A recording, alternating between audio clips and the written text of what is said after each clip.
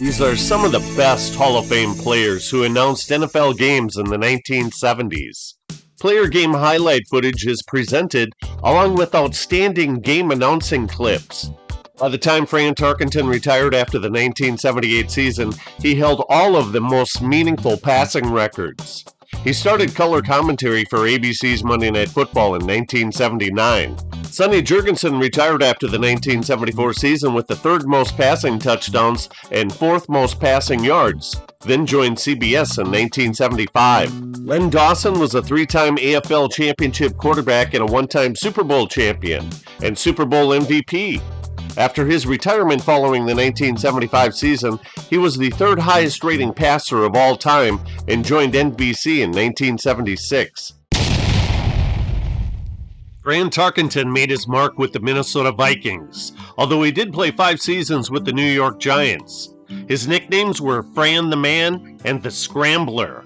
As a rookie, he came off the bench in the Vikings' first regular season game to throw 4 touchdowns, 250 yards, along with 1 rushing touchdown in a stunning 37-13 upset win over the Bears. In the 1969 season opener against his old team, the Vikings, he led the Giants to a 24-23 win, one of only 2 losses for the Vikings in the regular season. The Vikings defense only gave up 8 passing touchdowns all year, but they gave up 3 to Tarkenton, and his 205 passing yards were the second most allowed during their 1969 season.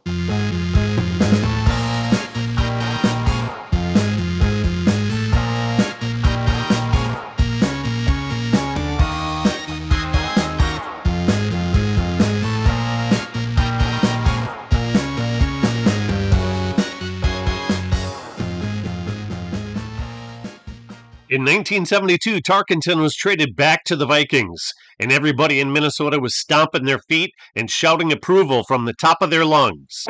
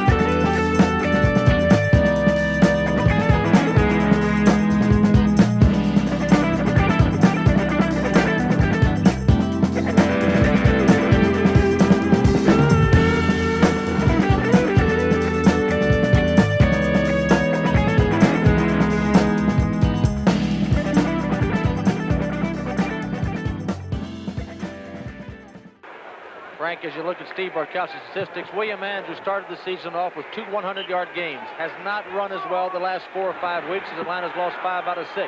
They expect more out of that running back position tonight.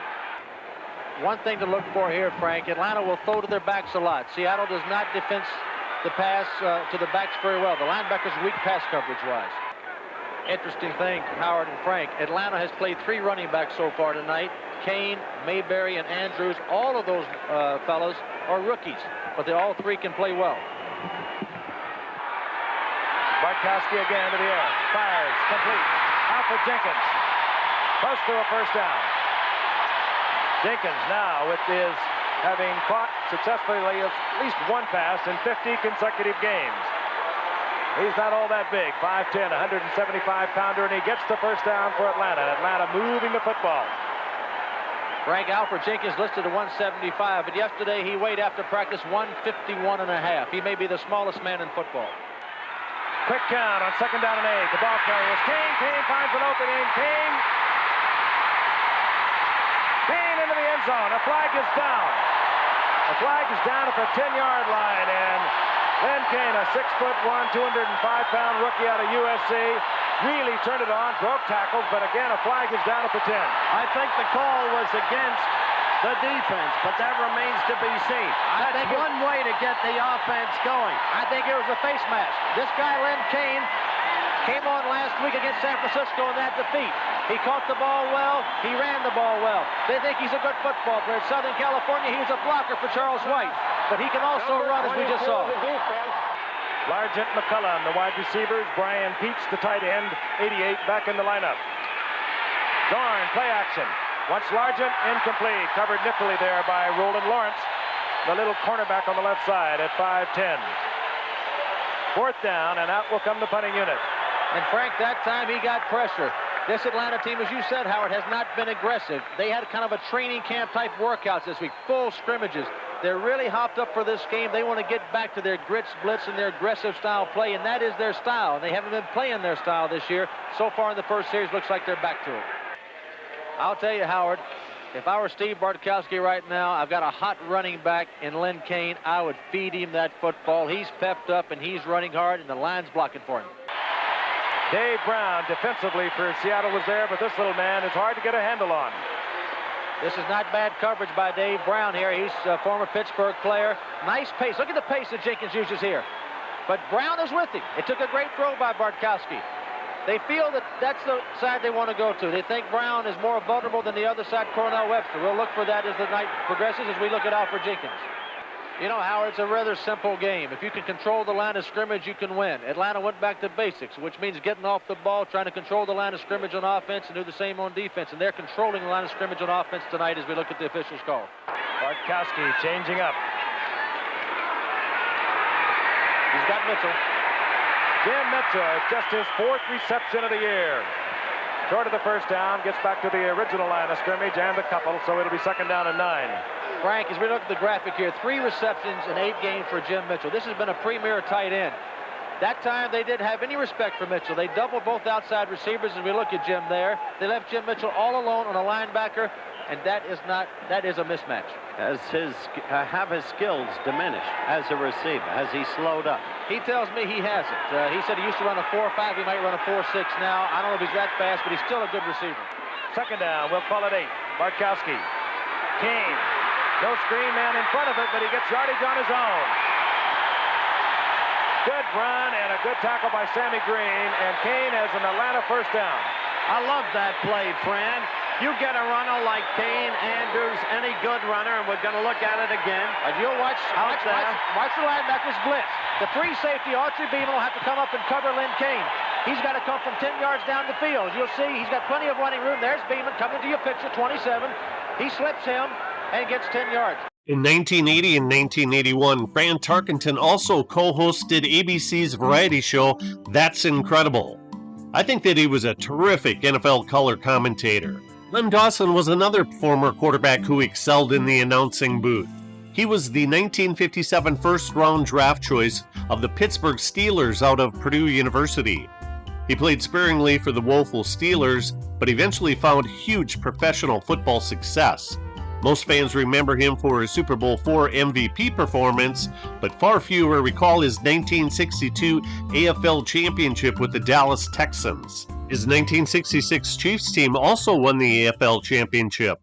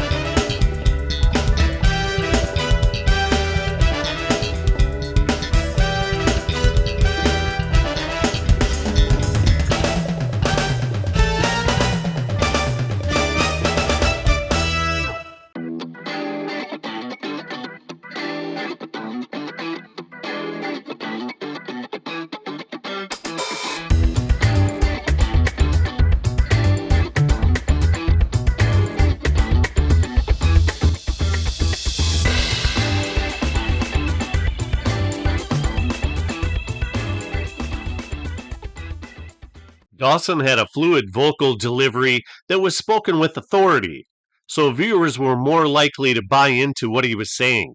Ted Hendricks, Charlie, is a big key in that defensive unit, number 83 for the Oakland Raiders, and I say that because he is kind of a freelance player out there.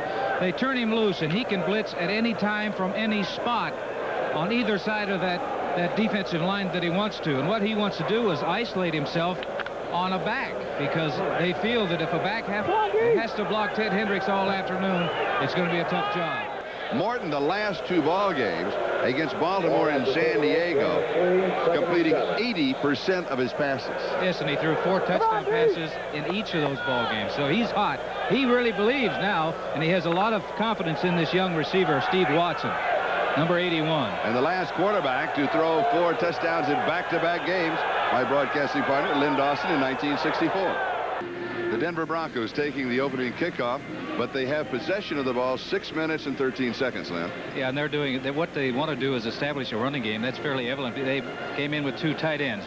Oakland now has the football, and they are really concerned, talking to Al Davis, their managing partner, and they're concerned because they are not getting the ball in the end zone. They were shut out last week, the first time in 217 ball games. Do you think that Rulon Jones, number 75, is pumped up? He is really fired up.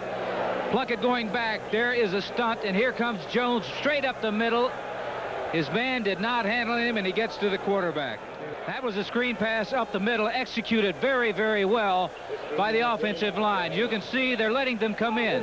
They're turning loose the defensive line. 68 is Robinson. They let him go. Good blocks downfield. The center, number 64, is Billy Bryant. He's getting down there, right there, getting in front of his man for a block. Preston picking up good yardage in the first down and an excellent field position for the Denver Broncos. Number 20, Lewis Wright, is a cornerback, and very seldom you see a cornerback going after a quarterback. Plunkett had no idea. He could feel that somebody was coming after him. He didn't see him, but he could feel that pressure. That time, Morton had a lot of time to throw. He was looking for Upchurch on the right side. You'll see him pump to Upchurch, trying to work on Lester Hayes, but that big hand that Tuzak came up. He knew where his men were. That's the thing about a good quarterback. He doesn't worry about the offensive receivers because he knows where they're supposed to be.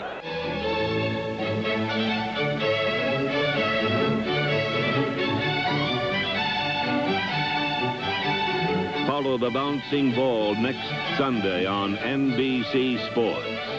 It's not surprising they go to the left side. 78 Art Shell, 63 Gene Upshaw making a block on 53 of Denver. Randy Gradishaw knocking him back. That's the Oakland Raiders. That's their type of football. Moving the people off that line of scrimmage and picking up 4 and 5 yards at a crack. Now that is touch. And Morton has it. Because when he has the opportunity to take a look downfield and have a man open, here it is, 32 is Cannon. Now he's got his linebacker beat. You can see Martin sees him now. That's his man. Owens, number 44, is coming over, trying to get there in time, but what Morton did is drop it right over the linebacker and in front of the safety. Good hard running by number 46, Dave Preston. It looked like he could have been tackled near the line of scrimmage. Floating along, looking for the hole. Once he sees it, good blocking up front by number 60, Paul Howard. Made a fine block. Now he's just determined to get into the end zone. Boogie whipped-armed Sonny Jurgensen was as good of a passer as any quarterback who ever lived. He played with the Eagles from 1957 through 1963, where twice he led the NFL in passing yards, but he is primarily known as being a Washington Redskins player.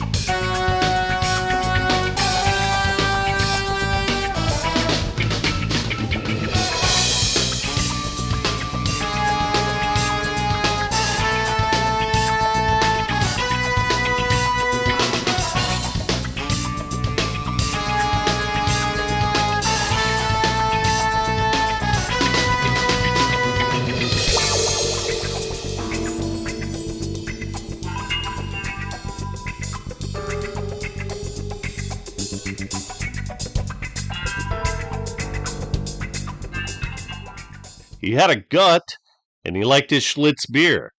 Sonny was just a good old boy who liked to have fun. He had a somewhat weak vocal delivery, but his astute observations and excellent analysis made up for it. The Atlanta Falcons versus the Washington Redskins. And Sonny, you're still the one and only.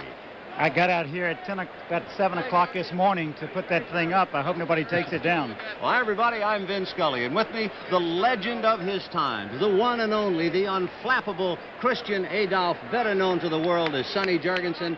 Well, I'm looking forward to this one, Ben. Coming back home, getting a chance to see Washington play, and as badly as they played last week, I'm sure they're going to be ready to play today, and they're going to have to be. Another thing about coming home to play, Washington, since George Allen has been here, Ben, they're 35-8, and that's quite a home record. Washington's game plan today, Ben, is really try to force the Atlanta Falcons into throwing the football. They want to control first down, control the run, make them have to put that thing up. Just a little shovel pass, quarterback running left. Watch him try to just flip that ball back inside there to Ely, but Dennis Johnson had good pressure on Hunter, and he didn't make the connection. That's a play Bart from the Dallas Cowboys, I think. Well, you can tell he knows what to do with that boy. Look at this. After he catches it, Jenkins catches it, stops, plants, gets back outside of Lavender. Good piece of running there. Running back away from the pursuit. This is what the Atlanta Falcons like to do. Good. Look what they do up front. Good control at the offensive line. Good line charge.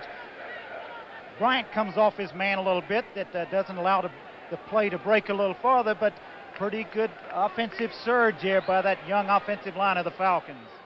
What kind of liquid is that in those barrels? I don't know about the barrel, but you've lifted a keg or two. A keg, yes.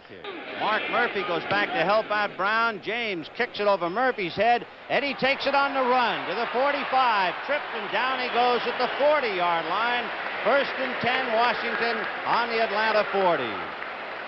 He saved him about 20 yards with that running catch, and if he doesn't get to it, the ball could be on the Redskin 30 instead of the Falcon 40. This was an audible. You see Ray Brown coming on the blitz, and this is what Washington does well, the quick pass against the blitz, not that long-range pass.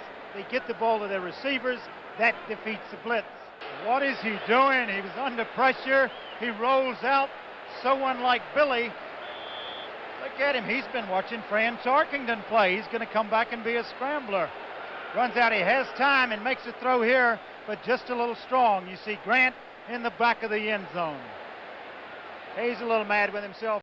Merlin Olsen was a standout defensive tackle for 15 years with the Rams. He was drafted out of Utah State as the NFL's 3rd overall selection in 1962.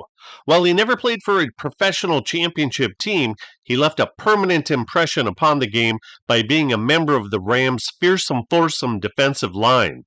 He and guard Conrad Dobler lined up across each other on a few occasions, which led to some memorable skirmishes. His stellar play resulted in being named to both the Hall of Fame All-1960s team and Hall of Fame All-1970s team. Olsen exhibited an easy-to-listen-to voice that made his announcing very enjoyable. One of the things a good quarterback has to do is to be conscious of the rush without taking his concentration off of his receivers. Watch Jimmy Zorn here, concentrating on his receivers, feels the pressure, and makes an instant decision. He knew where the opening was, took quick advantage of it, not anxious to get hit. He does get a good gain out of it. We're seeing number 51, Monty Coleman, in that lineup, that middle position. He's a tremendously talented young man with great speed. I think maybe the reason he's being deployed in there is because they're concerned about the scrambling of Zorn. And they'd like to have someone in the middle who can run him down if he goes either way.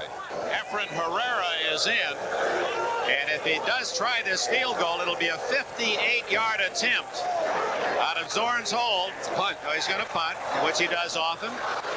Trickles it down to the 20, the 15, and that's one of the many devices of Jack Patera. Not a great kick, but Washington begins down at its 13-yard line. Anytime you make the other team start inside its 20, you've succeeded. You certainly have, and the thing that always pleases me about watching the Seattle Seahawks team is that they've always got a couple of wrinkles for you. They make you think, and anytime you make a football team think, you take away from their ability to react.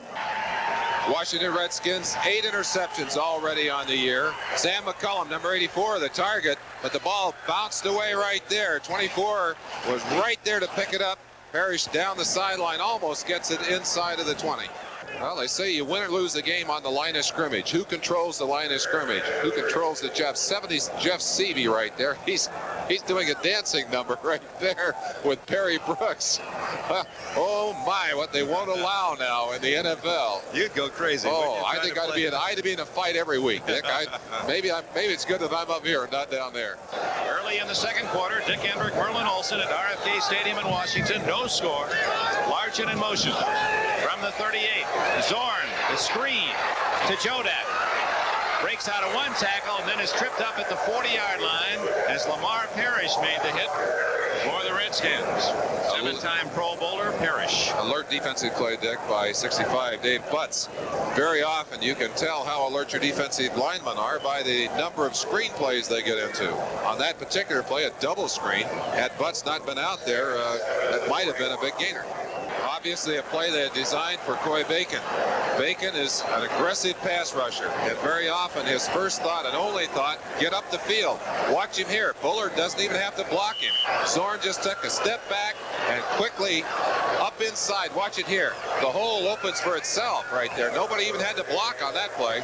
The Redskins had a stun on the inside. They shut off the offside tackle who was coming across. They had no chance. Zorn waltzes in. How long has it been since you've seen a man that wide open when he ran 20 yards for a score? He's unique perhaps among kickers because many kickers figure they're just kickers. A friend says, I'm not a kicker, I'm an athlete. He said, I make tackles, I go down. He said, I can throw the ball, I can run the ball. And you see him right there. He's not afraid to put his body in there. I admire that. I enjoy seeing that. And he's one of the most colorful characters in the NFL. But let's go back and look at Zorn. Zorn really makes this play. It looks like a sack, should be a sack. Several of the defenders have a chance at him. His speed, quickness, get him outside, and then he delivers the ball on target. Interesting, too, that on the line of scrimmage, you cannot afford to guess. There's some stunning and some trickery going on there, and they got themselves in the real problem. Dallas Hickman up and down on the line of scrimmage is the linebacker, as we said, and the defensive lineman.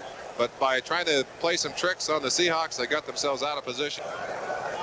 The Seahawks have not been known as a ball control team, Dick, but they certainly, as you said, have been doing that effectively. And of course, their objective, they want to keep Theismann off the field. They don't want him to have a chance to throw to those wide receivers. They don't want him to have a chance to run with the football as he did last week.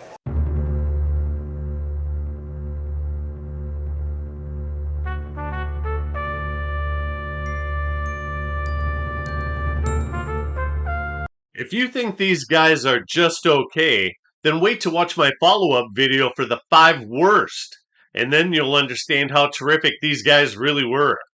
Please leave a comment at the end of the video and name your favorite Hall of Famer who announced in the 1970s. Paul Hornung was an all-purpose running back for the Green Bay Packers. He was the 1956 Heisman Trophy winner from Notre Dame, the only one who played with a school that had a losing record, 2 wins and 8 losses.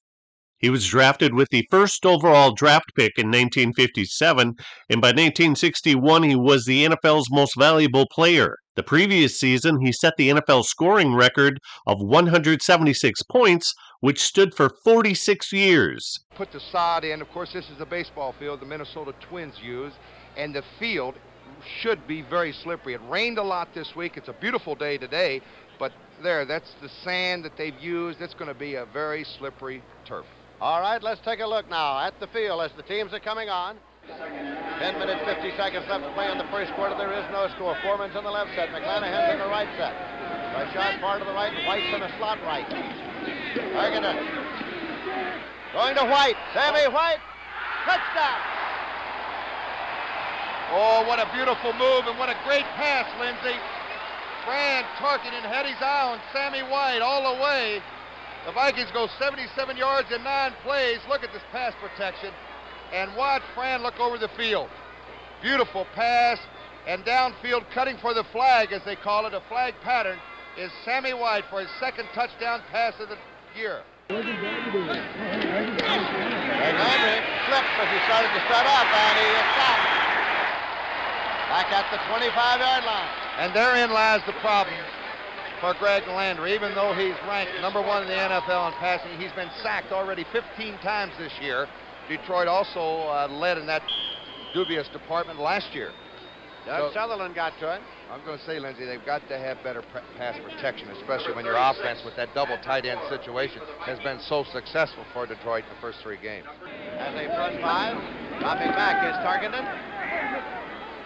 And it is complete to Rashad across the 50-yard line, and he comes back. It's White.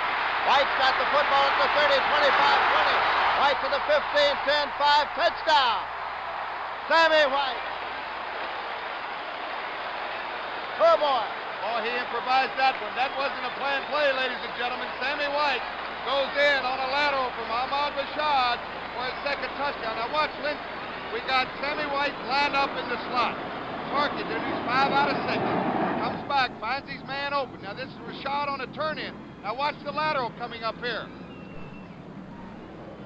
Ooh, that was a quick lateral, wasn't it? Here we got it again.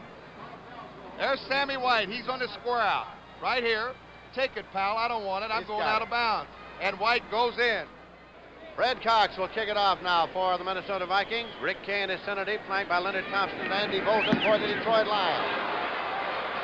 Over to Andy Bolton's side of the field. He muffs it. Picks it up at the 10-yard line. Gets back to the 12. Stops at the 15-yard line. So the Lions get the ball, but they get it deep in their own territory. I'm going to tell you, that is a planned kick. Freddie Cox does not kick the ball long on kickoff, so he's perfected that low line drive kick, keeping it on the ground and hoping that the receiver will do exactly that, fumble the football. Here's Fran Tarkenton going back, completing his 7th pass out of 8 attempts there. This picks up 10 yards, so he's got 139 yards passing, but McClanahan cannot hold the handle on it. And Charlie West, who played safety and cornerback here for these Minnesota Vikings, comes up with it against his former mates. Here's David Hill outside left. Greg Landry going long, and it is incomplete. Trying to get it to J.D. Hill, who did not start today because of an injury, but that is J.D. Landry's pass intended for J.D. Hill. Vikings in their famed zone defense that time. Paul Krause, who plays deeper than Willie Mays ever played center field, Lindsey. He just gets back there about 25 yards. Drops back a few steps, just watches the quarterback and plays it free. And he's been doing it for so many years. 14 to be exact. Pass. It is thrown by David Hill, and it is incomplete. Intended for J.D. Hill, from hill to hill, but a couple of Vikings in between. Paul Krause is back there, and so is Jeff Seaman. Krause doesn't much care to protect the run too much. His main job is a pass. A little end around here with David Hill, who could throw the football. Fake to the fullback. They give it to Hill around the right side. That's Markovich pulling. He's got good time. He didn't act out the run too good, Lindsey. Now, here is almost the interception. Paul Krause goes up for it. That's Nate right there, and it's a pretty good collision.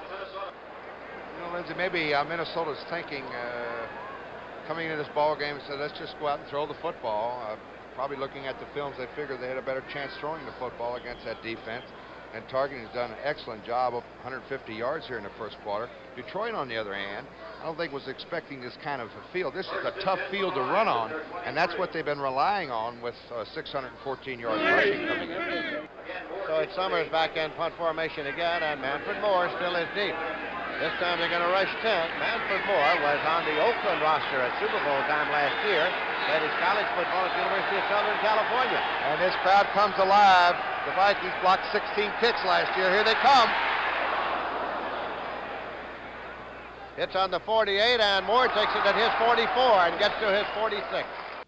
Pabst Blue Ribbon knows that to pilot a boat through a wall of flame is a challenge that's just not for everyone. But we do challenge you to discover a better tasting beer. Taste and compare Blue Ribbon with any other premium beer. We know you'll never go back to the beer you were drinking. Pabst. Since 1844, the quality has always come through. From this angle, we cannot see Chuck Foreman cheating back a little bit. That always keys which way he's going to come. He comes off to the left side and gets the first down. Good blocking. Now, there he is. He's a little bit deep here. and that usually keys, that means he's coming to his left. Which announcer is your favorite?